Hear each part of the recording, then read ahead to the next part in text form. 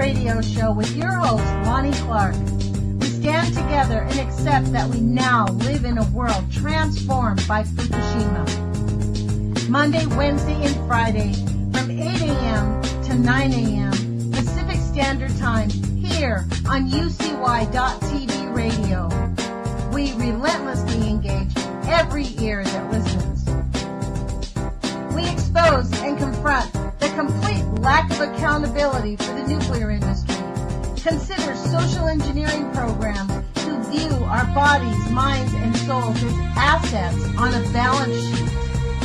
We discuss vital current issues, interview activists, and engage our audience in an effort to allow all voices to be heard. The Age of Fission radio show creates a venue that all will choose. We encourage our listeners to reclaim their power and their courage to take action and save our planet from the ravages of greed and indifference. Our actions matter. Every voice matters.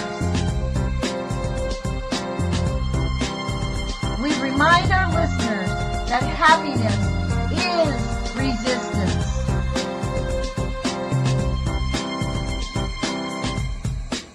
Love is greater than fear.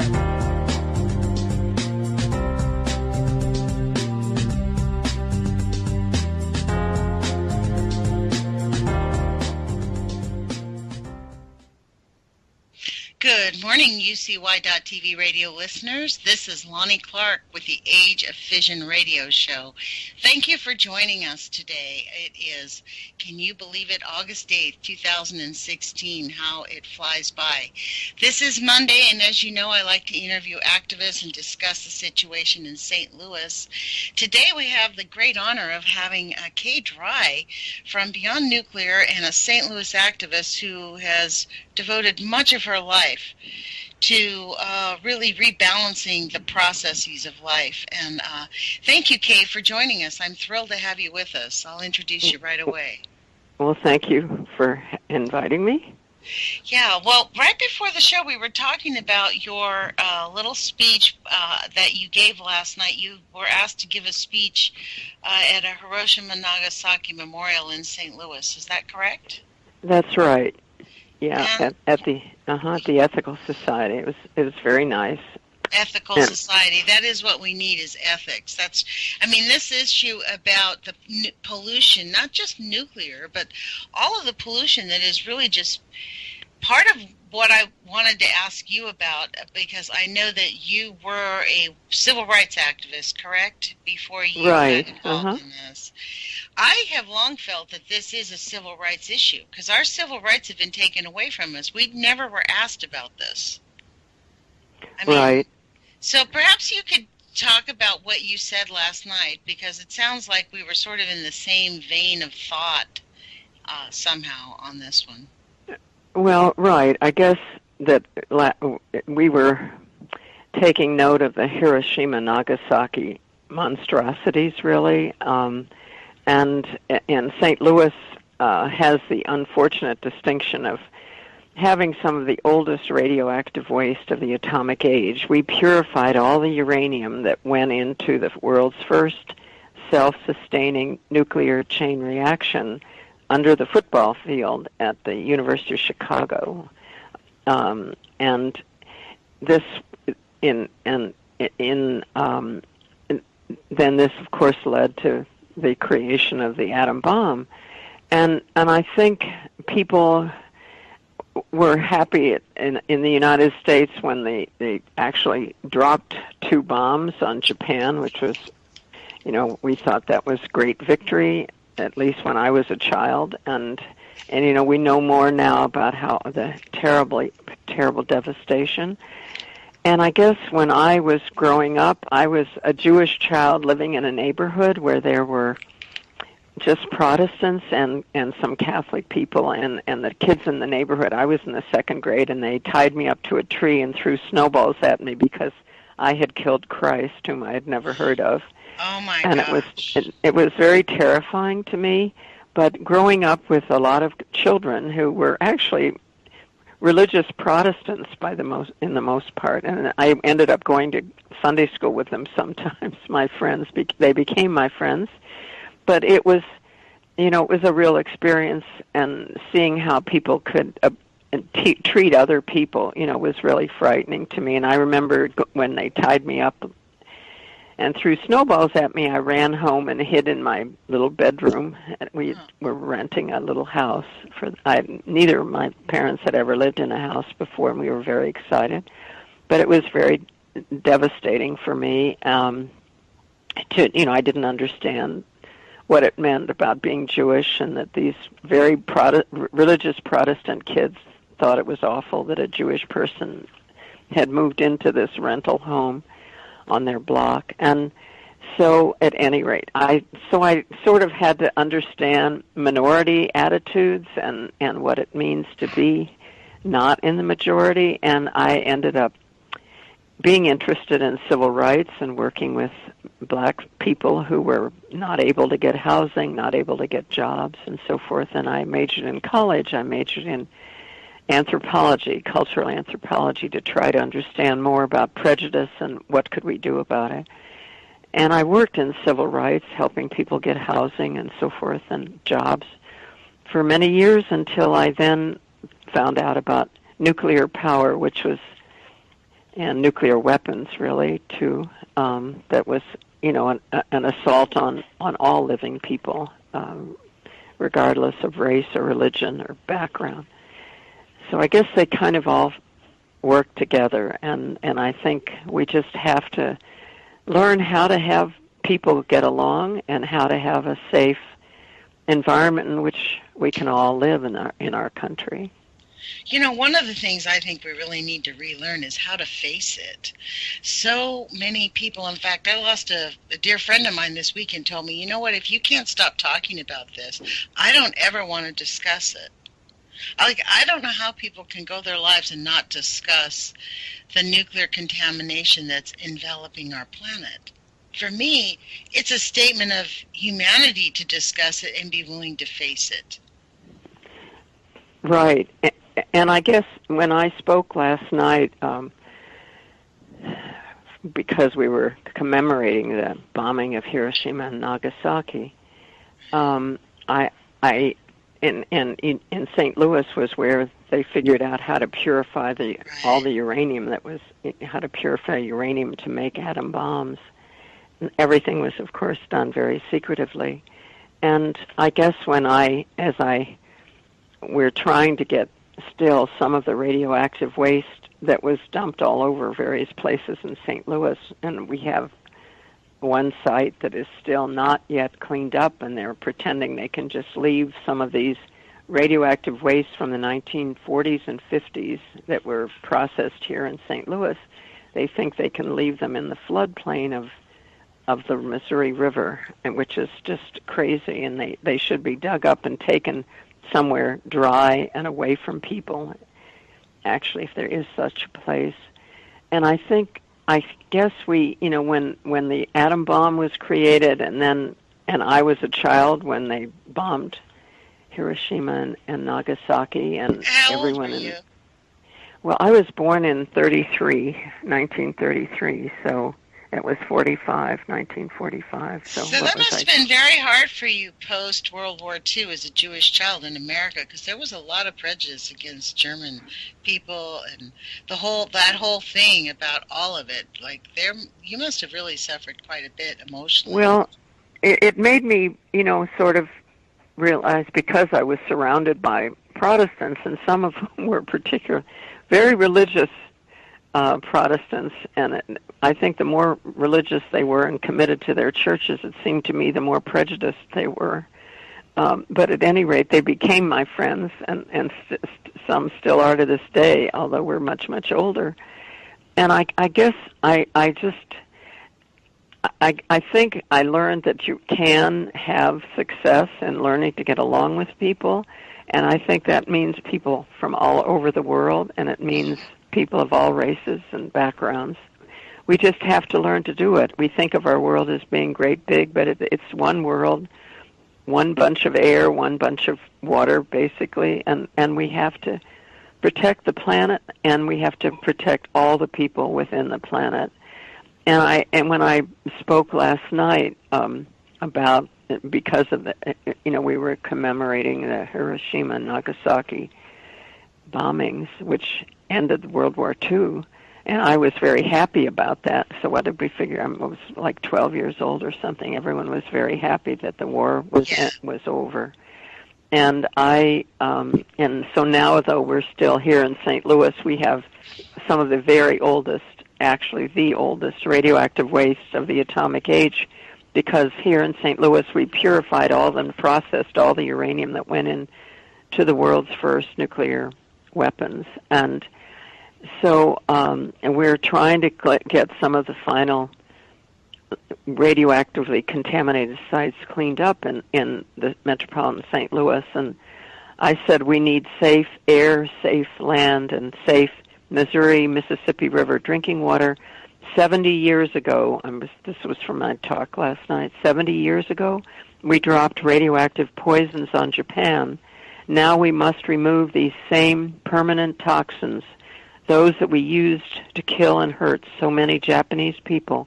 We must remove those away from our St. Louis human environment. So we have these we have these contaminants left over in various places in St. Louis, which we've been cleaning up, and there are also contamination from nuclear weapons production and explosions elsewhere. And, all of these materials must be cleaned up, and of course that also includes the same kinds of poisons that they are creating at nuclear power plants and nuclear weapons plants. So we have a lot of work to do, but we have to be hopeful that we can all get together and understand that these cleanups must happen and believe in trying to have a pure, clean planet again. We just have to work on that. Yeah, I agree with you. We have to believe that it's possible, that we can remediate, that we can recover. Because right now, I think that's a lot of the sentiment among the people that I talk to. That's why they don't want to face it. They don't believe that we can actually recover. They figure, well, we're just going to have to deal with it the best we can instead of... I really believe that once we face this... I mean, we've had 70 years of the nuclear industry and 100 years of the chemical industry just denying and ignoring and refusing to make an effort to spend money to remediate and to reverse the negative effects of the environment. They've just, not just kicking the can down the road, they kick the can and then bury it with dirt. You know what I mean? Like, that's been their method. That's, in fact, what caused Westlake landfill. They just buried it with dirt. Literally. Right. And I mean, that is obviously not the correct answer. Yeah, they really, because in St. Louis, the Mallinckrodt Chemical Works people downtown along the Mississippi River figured out how to purify tons of uranium that were needed in order to make nuclear weapons. And then they began generating these horrible toxic materials in 1942 and continued here in metropolitan St. Louis for 25 years, and leaving behind a lot of radioactive waste. And I guess in a lot of cases, they did these things in areas where they either thought, they didn't do them like in fancy neighborhoods, for goodness sake, but they also didn't even admit that they would be contaminating. In the case of downtown Mallinckrodt, first they contaminated the Mississippi River from runoff from the factories and releases, and then they moved some of the waste out to be along the Missouri River.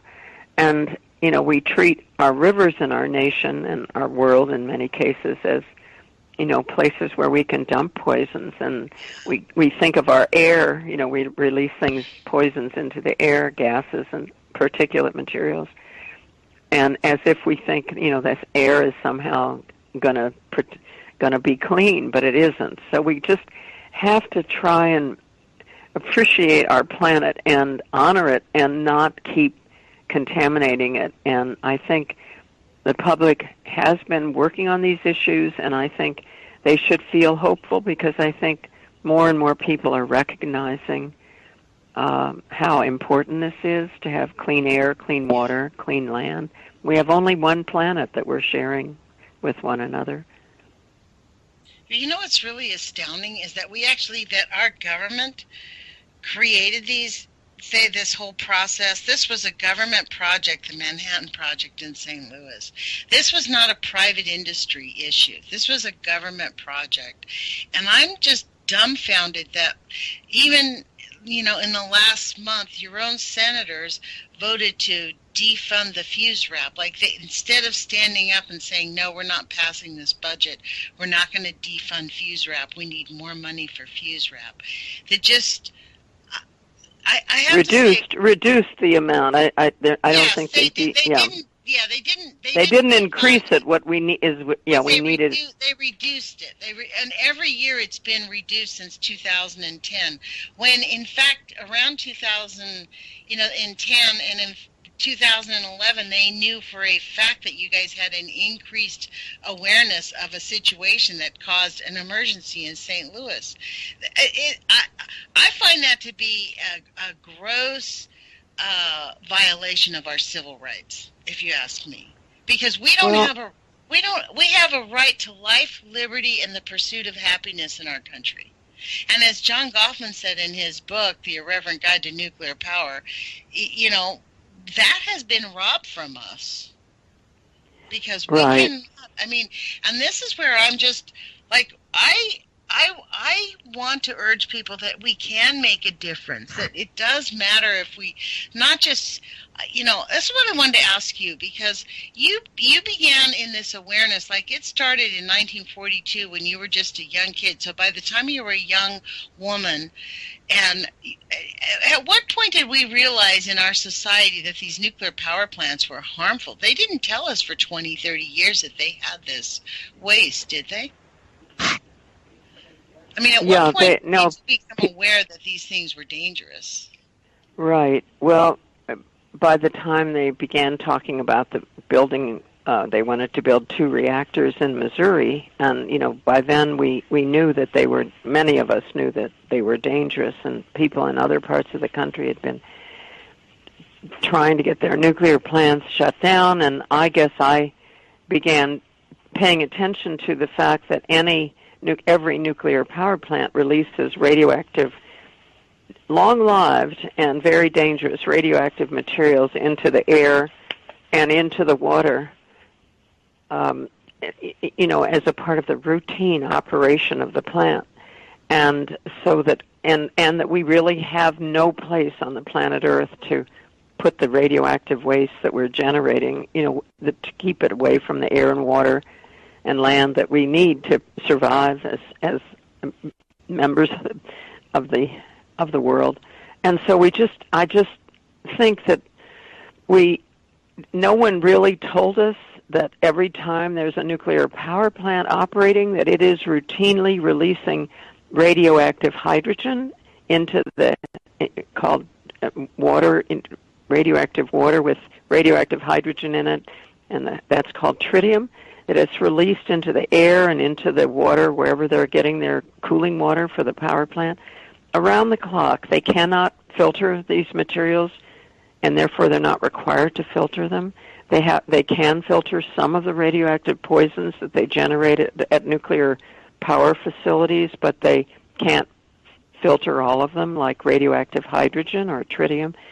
So a lot of the facts about nuclear power and also about the production of nuclear weapons, I think those facts were and still are being hidden from the public. I don't think the public knows how pervasive these poisons are that they're releasing into our environment. And yet I believe, they're shutting down nuclear power plants in our country, and I guess partly they complain about the financing of nuclear power. It's expensive, and it's expensive to operate, and other kinds of power generation are cheaper and safer. And so I think, we're not building new nuclear power plants, and we're shutting down more and more of them because they're expensive to build. We should be shutting them all down because they're immoral to operate. Yeah, we should be shutting them down. Well, and when you speak about tritium, there was a story. This is the thing that I don't understand. It was pretty nationally well known. The tritium in New York City is 65,000% over the acceptable level. It's going into their drinking water. Wow. And yet, just this weekend or the last 2 weeks, Chuck Schumer and the New York, they have just said that keeping New York Indian Point open, which is leaking the tritium, is a necessity. They've deemed it a public necessity. And they are completely ignoring the fact that tritium is still leaking. It's operating without a license. It's missing 18 bolts. They've dropped bolts in there. They have no idea where these bolts have gone. It's a very dangerous plant. And yet they say, well, it provides 20-30% of our electricity. The electricity will be too expensive. And they're keeping it open at a massive risk to public health. It is. Right. I find that to be a violation of people's civil rights. People ask me how I can continue to be involved, and talk about it, because I feel like our rights are being robbed from us, right before our very eyes. That's been one of the issues with this election. There's been allegations of election fraud that, I called the San Diego County registrars to find out if the story was true, that there's 1 million votes that were found shredded. And do you know they have not returned my phone call? Oh, my goodness. So I am planning on pursuing that, I guarantee you. Oh, good. Yeah, that's good. Kay, yeah, well, you were around when Dr. Caldecott got 1 million people in the streets. You were there when the height of this, I think, when the shakedown came, was when they killed Karen Silkwood. That wasn't the first day you gave your first speech on nuclear. My first public speech, that's right. That was November 13, 1974. And, of course, I hadn't heard of Karen Silkwood the day she was killed. But it was the day I made my first public speech. And I had been working on trying to preserve forest land and not open space for people to enjoy the outdoors, to protect our rivers and lakes and so forth. And my husband was a tree farmer, and I was very much involved in environmental issues and also in civil rights issues. But then as it happened, I saw an older woman, and she knew I always worked on sort of uphill battles and lost causes and so forth. And she asked me one night, she said, "Are you going to be speaking at the hearing tomorrow?" Which was November 13th, 1974. And there was to be a hearing about should we have a nuclear power plant in Missouri. And it was a hearing before the St. Louis County Council. And I had thought about going and speaking, or at least I certainly wanted to attend. And I did speak, actually. That was my first public speech on nuclear power. And I decided that I would stop working on civil rights, which was what I was mostly doing, and just work on fighting against nuclear power, because the more I read about it and the radioactive waste that is generated around the clock at every nuclear power plant, and it is also generated when they make nuclear weapons as well. But I thought it doesn't matter if we have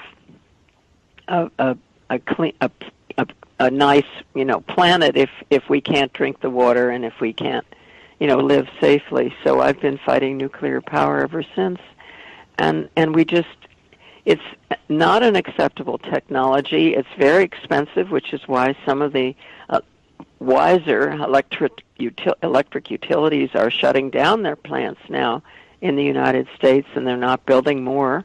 There are a couple plants under construction, but I don't think they'll ever be completed in this country.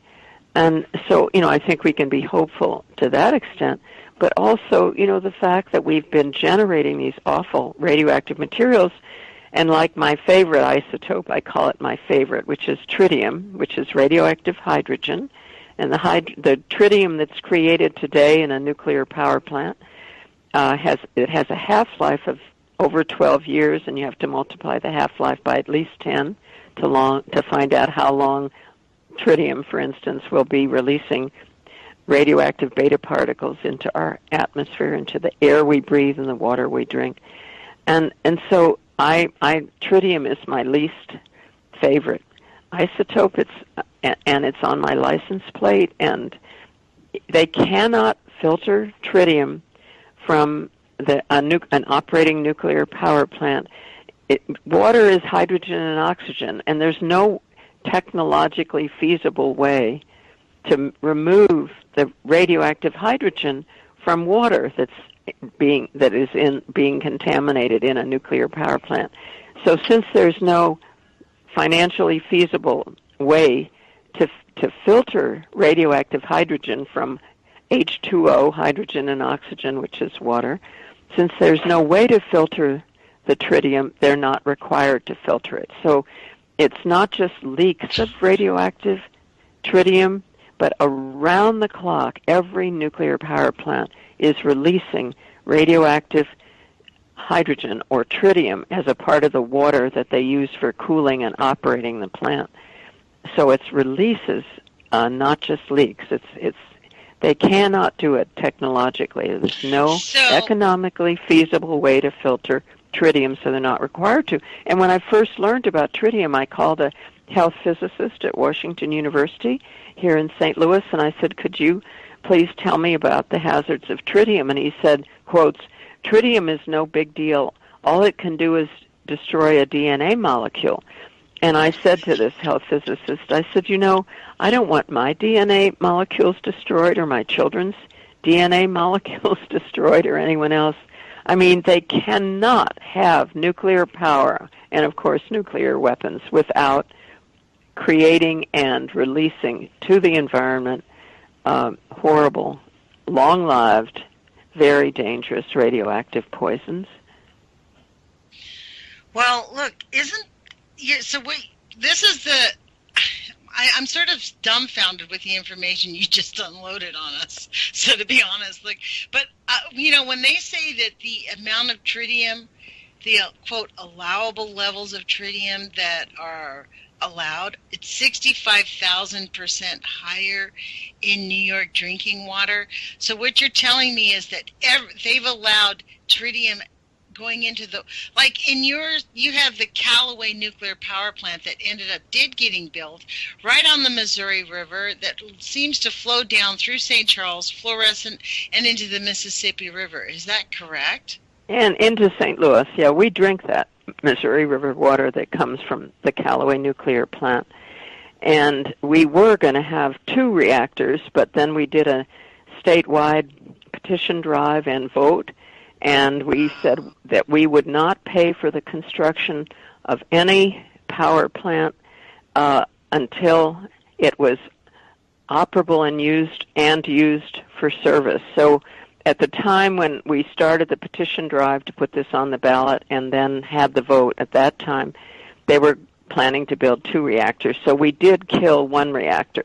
They only built 1 reactor. But every nuclear power plant uses lots and lots of water every minute. That's something like 20,000 gallons per minute, something wild.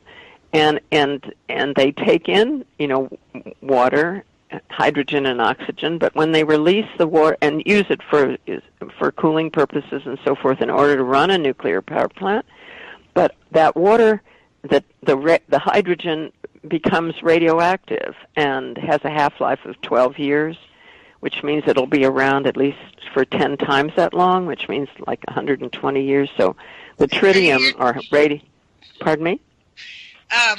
The tritium has a half-life of 12 years, and you have to, in order to find, so in 12 years, half of the tritium that is created will have been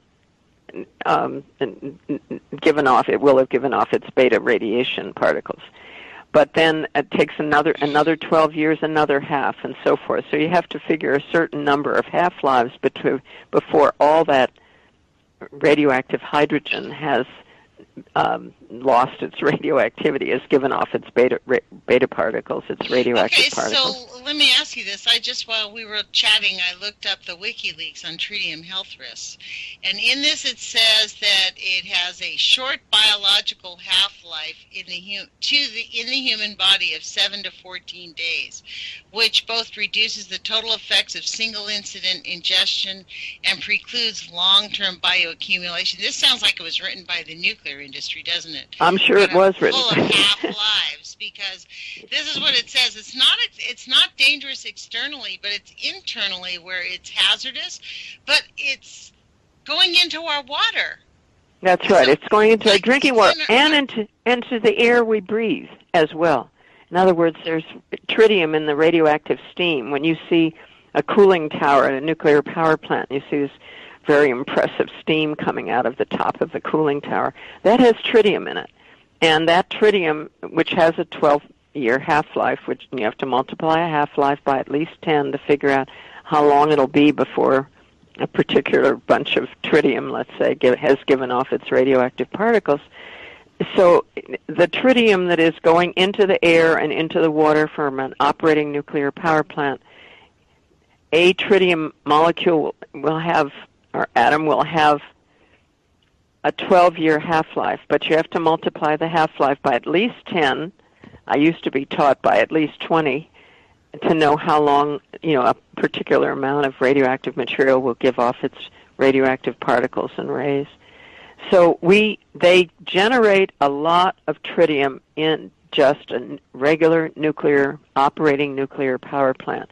Some of that radioactive tritium is released into the water, into the lake or ocean, where they're getting a river from which they get their cooling water that they need a lot of to operate the plant. So they take in a certain amount of water every minute, and some of that water becomes radioactive while it's in the plant being, used for cooling, and then some of that radioactive water is released as water back into the river, lake, or ocean, and some of it is released as steam into the air and settles on the ground. And, tritium has a half-life of 12.3 years, so you have to multiply the half-life by at least 10 to know how long that tritium will continue giving off beta particles.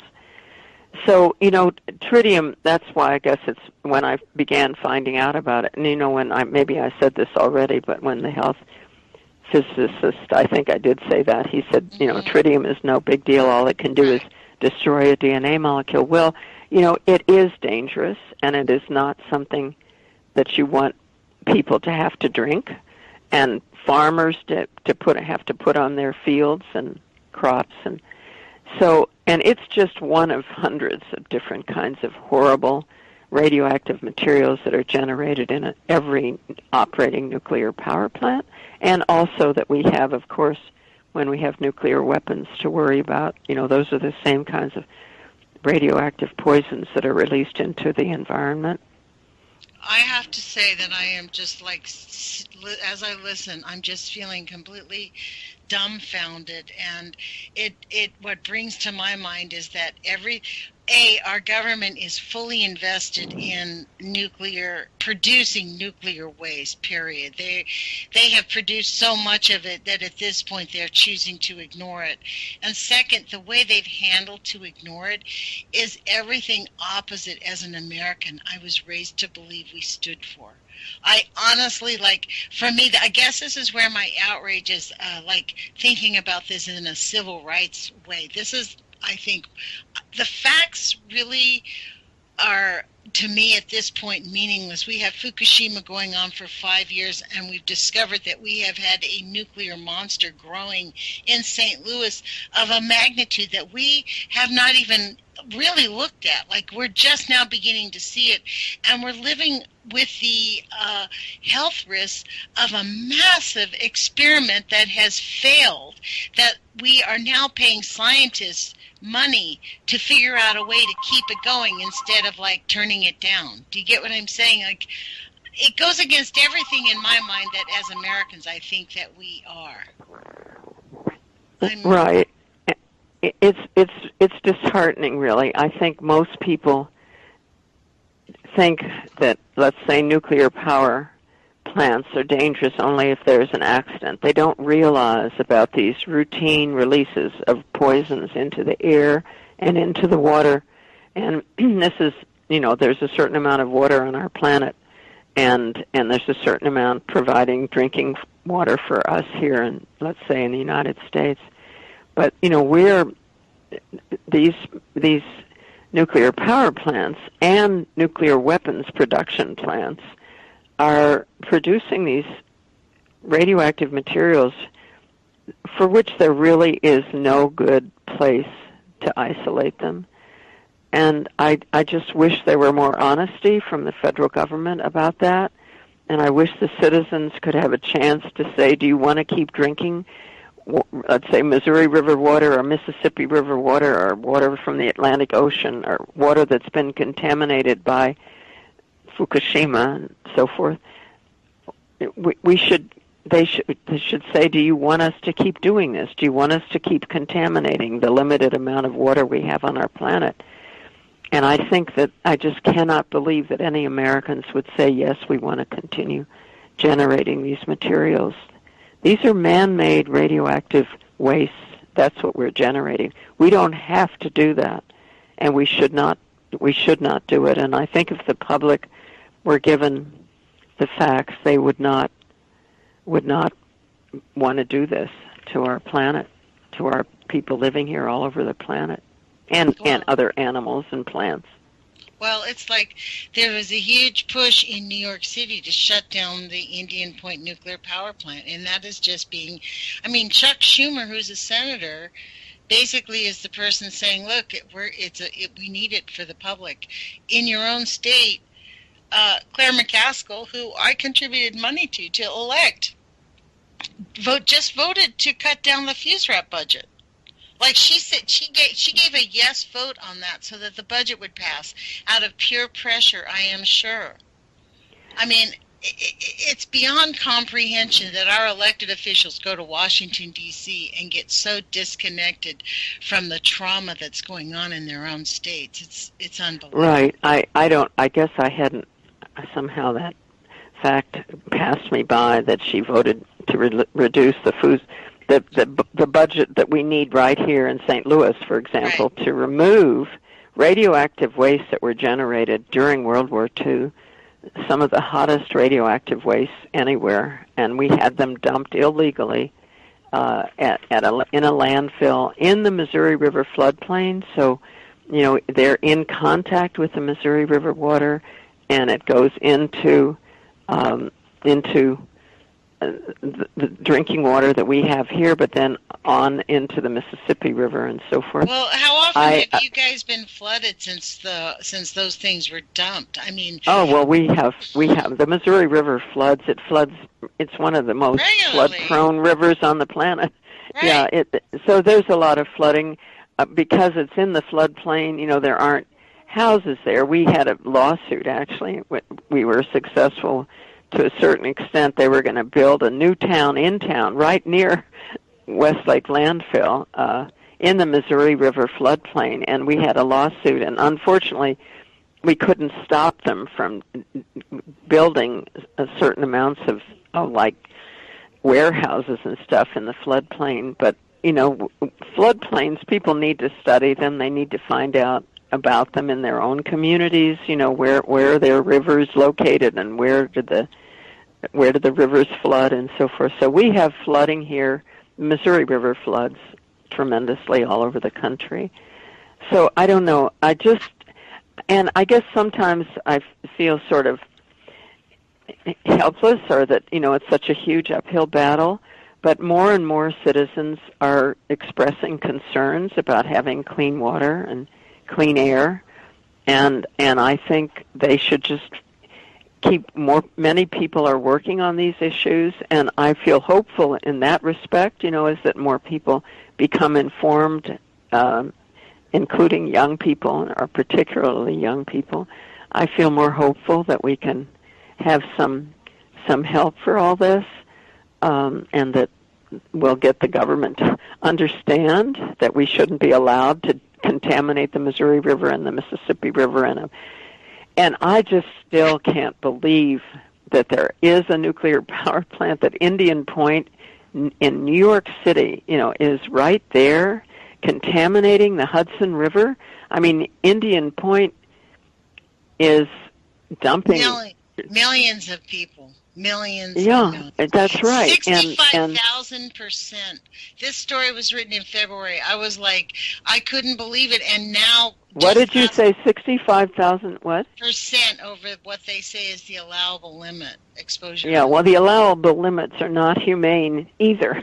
We shouldn't have any allowable limits for tritium, for instance. Well, what's going to happen, though, is ultimately, we're going to see, just like we saw in...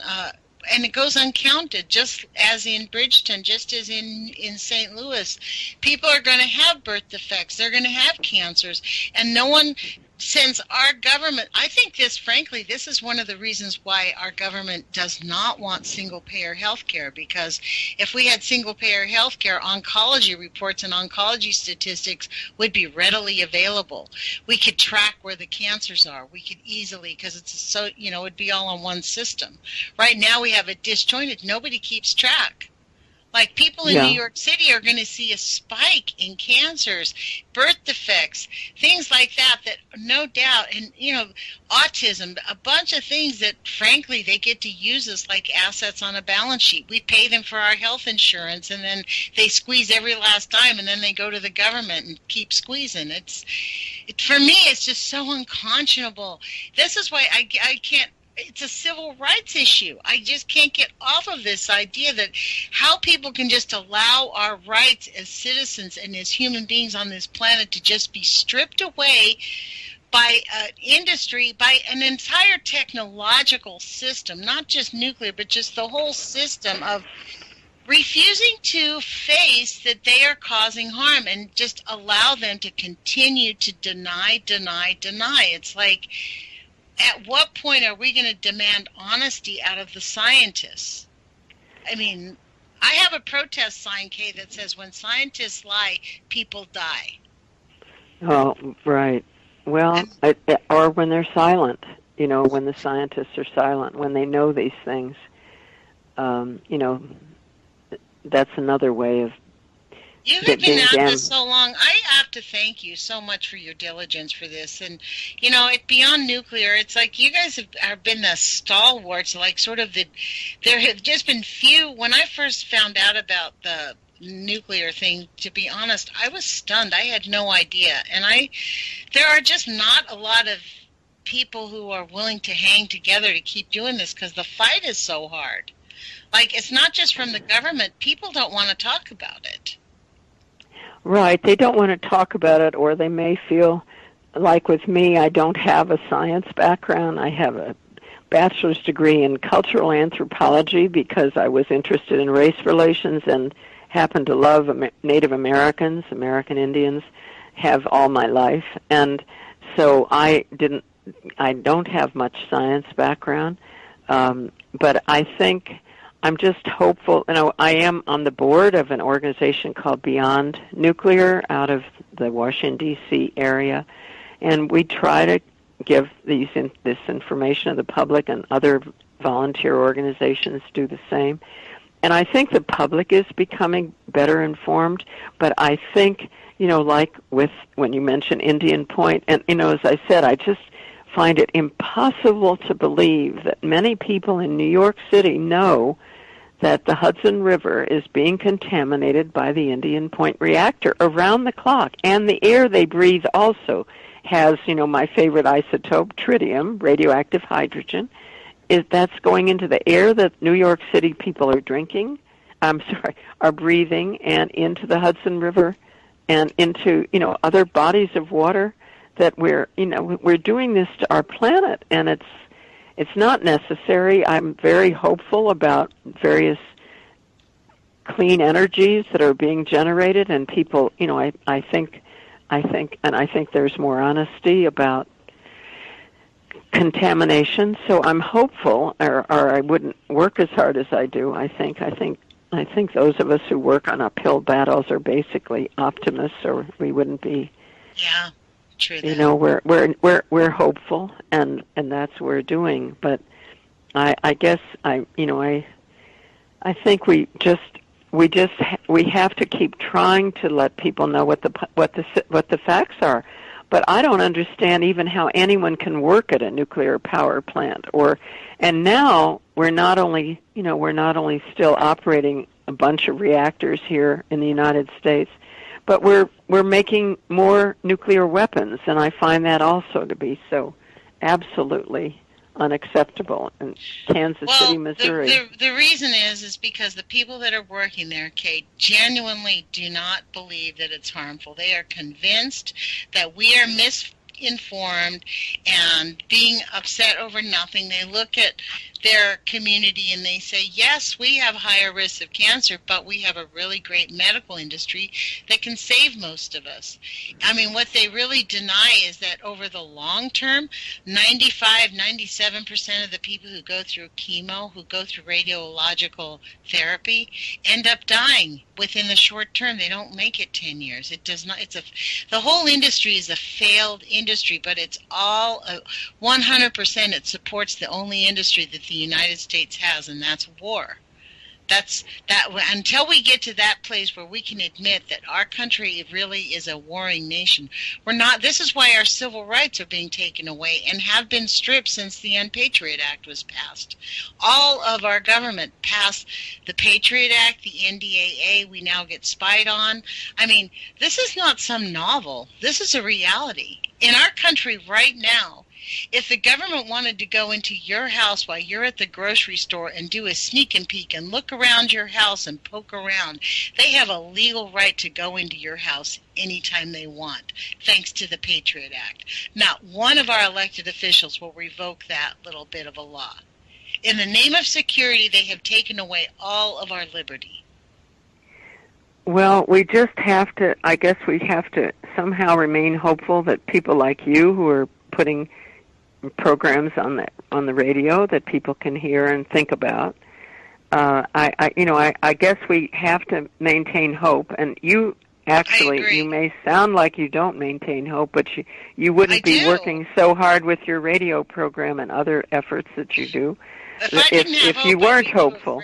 That's right. You are hopeful. If I didn't have any real belief in the future, and really, especially as an American, I really love our Constitution. I go back to our Constitution. We have a framework that has been ignored and legally challenged, and it is time for us. This is why, frankly, at 60 years old, I'm in college, and I am going to school to become an attorney. I am going to work on revoking the Price-Anderson Act. That's how for 70 years they have gotten away with literally bloody murder. And what they're doing in St. Louis, they're passing the ball around as a foundation based on the Price-Anderson Act. It can't be used as its foundation because it's fundamentally a military project. But they still are using it as a reference. And it is an unconscionable thing to think that we have a legal right to destroy our environment and take away people's civil liberties for the protection of the homeland. It's like I told Ron Wyden, he said, well, he couldn't talk to us about Fukushima anymore because it's been deemed a national security thing, and so it's under the Patriot Act, and they can't tell me about it. I said, so you're telling me that you guys have deemed Fukushima to be a threat to our country, but you can't tell me what the threat is. You can't talk to me about any of it. They said, no, ma'am, we can't. Wow. I said, you know what? It is time for you. I said, I would like the senator to break the Unpatriot. I call it the Unpatriot Act. I refuse to be respectful and call it the Patriot Act. It's the Unpatriot Act. And I said, if he got 6 or 7 senators who refused to broke the silence, they're not going to throw all these senators in jail. They're not going to arrest them and put everybody in jail. This is what we need. We need conscientious objectors at a high level. For me, it is unconscionable that Edward Snowden is considered a criminal and that Chelsea Manning is considered a criminal. They are heroes in my book as far as Americans go. I'm just dumbfounded that we're supposed to protect murderers.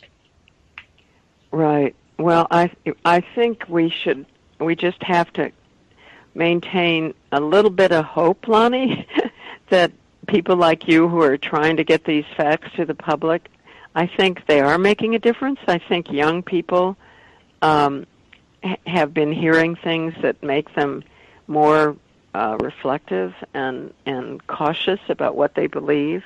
I don't mean all young people, but I think there's an increased awareness among the American public and people elsewhere in the world. They're willing to listen to both sides of a story. It's just unfortunately that our side that is working for a clean environment and clean air and water and land, we don't have equal access to the public. That's unfortunate. We don't have enough media people like you on our side to give the facts to the public. But I guess I'm basically hopeful that young people are finding out about some of these secrets that we've kept from our people. Me too. I think that many of them are willing to go, you know what, we don't have the answers, but we need to start looking right now. And that encourages me, because that is the way out. For us to just face it and say, okay, now that like Drew Kuhn in your community, he works with the water district. He's such a smart guy, and he is actually working on solutions. I mean, there are people in your community, Scott from Scott's Contracting, he's working on the soil remediation processes. There are people that are coming up with good ideas that are working, and unfortunately, it seems like the government puts up these roadblocks for the average citizens to implement good ideas. So, but they're jumping through the hoops to get it done. That's the that's the hopeful part, is they are actually really doing it. It's very exciting. It's very exciting actually to think that people are really putting a line in the sand and say, wait a minute, we're going to figure this out, instead of just crying about it. Right, and I think we can be hopeful. And I don't know. I guess I wish if people who are listening to your program would just remember the word tritium as something that is generated in every nuclear power plant, and also where nuclear weapons are produced and so forth. And if they can just learn, tritium is radioactive hydrogen. It's a part of water. And it gives off radioactive beta particles, and you don't want to drink it, and you don't want to inhale it, and so forth. And they cannot have nuclear power plants without releasing tritium into the air and into the water around the clock. And so people who are drinking water that is downstream from nuclear power plants, they should be protesting and saying we want them all shut down, such as the people in New York City who are living near and downstream on the Hudson from Indian Point. We've got to just let people know just a few of the facts about why these technologies, nuclear power technologies and nuclear weapons, why these are so dangerous. And we're making more nuclear weapons, which is just simply unacceptable. We're trying to shut down, we're trying to get a radioactive waste dump here in St. Louis at Westlake Landfill in the Missouri River floodplain. We're trying to get that cleaned up. We want them to take the radioactive waste that were illegally dumped there in 1973. We want those dug up and taken out of the Missouri River floodplain. The wastes are in the Missouri River floodplain, and the wastes migrate into the Missouri River, which people drink, and then it goes into the Mississippi River, which a lot more people drink. So we've got to have people understand this and know that we cannot have these dangerous technologies. Our planet will not tolerate them. Our public will not. And I think I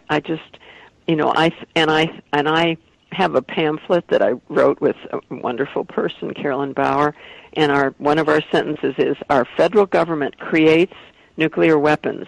As with other nuclear weapons waste sites, our federal government has the moral and fiscal responsibility to clean up the nuclear weapons waste at Westlake Landfill here in St. Louis and at very many other places. I think the federal government shouldn't be making new nuclear weapons. They shouldn't be allowing nuclear power plants to operate. They shouldn't be allowed to be releasing these horrible radioactive particles and rays, and the federal government has the fiscal responsibility to clean them up, and we must do that, and we must stop generating more. So we have a few minutes left. Do you think that protesting or getting signatures, petitions, visiting elected officials, what works to stop the tide of, what can we do to put pressure on these elected officials? What works? Well, I think you said protesting, and I think petitions I happen to be a petition addict, I guess. I've done, put things on the ballot and so forth. I think the public can make a difference. You mentioned also visiting elected officials, even if they just go to an office where there's a secretary and leave a written note saying what they believe, or phone offices, and there are free numbers that you can use. And I think the public should feel responsible to try and participate in saying we want clean air, we want clean water, we want clean land. We have one planet. And I think, the more people who express these concerns and urge their elected officials to do something, I don't know how else we can hope to achieve change, Lonnie. I don't think we have other options, and you're trying to educate the public and giving people access to this information, and it's a great service, and that's sort of the way our democracy works, and we have to take advantage of it. That's what I think. Well, we just have to be that little gnat in the room that won't go away. Keep calling them. People say, well, it's not worth it. Yes, it is. Just keep putting pressure on them. Don't let them sleep at night. They have to hear that thousands and thousands and millions of people are saying no. Like Claire McCaskill voting to cut the fuse wrap budget. I mean, Roy Blunt, we expected him to because his family evidently has a vested interest in Republic Services. But Claire McCaskill is obviously just pure pressured. I actually believe she's one of our better senators. I mean, I was dumbfounded when I read that. I could not believe it. But maybe you should send your tape to her. Yes, and you know what? Keep calling them and saying, we need them to be willing to stand up and fight a little bit harder for us and not cave because there's not a lot of public pressure. I mean, this is the thing. This is one of the reasons the fuse wrap budget in St. Louis has not been funded. Everybody's fighting over a little tiny piece of the pie. We have big messes all over this country, and our country needs to get serious. We spend 60% almost of our national budget on creating war and building the military. We need to cut that in half and spend at least that 30% on fixing the chemical pollution and the nuclear pollution that is destroying our country. Right. There is no way that we ought to just be ignoring it. And I think it's a reasonable thing to say to our senators and congressmen. We need to cut the budget of the military and put some of that money in rebuilding our infrastructure and remediating all of the pollution and the chemical waste. We could build big industries. We could be a huge resurgence in our country of economic growth, just fixing the issues that we've created over the last 100 years. So, okay, this hour has gone super fast. I want to thank you, Kay Drey from Beyond Nuclear, for joining me this morning. It's been a really precious and valuable conversation with you today. I want to thank you so much. Well, Lonnie, thank you so much for your Age of Fission. I appreciate it. Well, I really appreciate you. And to all of our listeners, put your courage feet on. Do take action. Call those elected officials. Sign the petitions. You know what? Do whatever you think of. Take action. We need millions of people to take action to save our planet. Thank you, Kay, for joining us. Thank you. Bye-bye. Okay.